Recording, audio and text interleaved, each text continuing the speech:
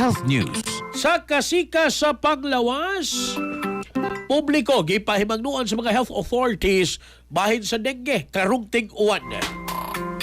Sugidlan tanin ni katropang Adam May Perez.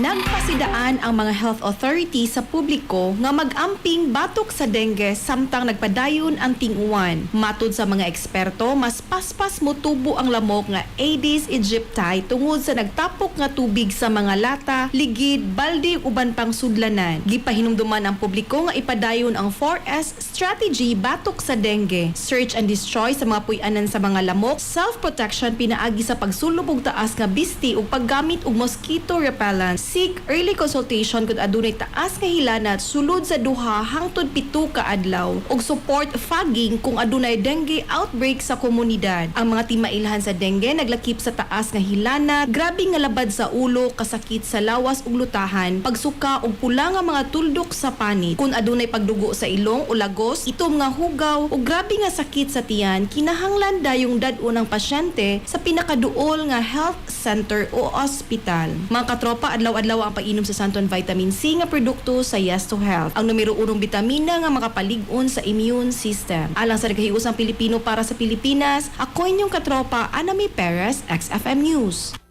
Kasikas Express Balita. Cellphone Plus Gold, mapalit sa mga butika sa inyong lugar.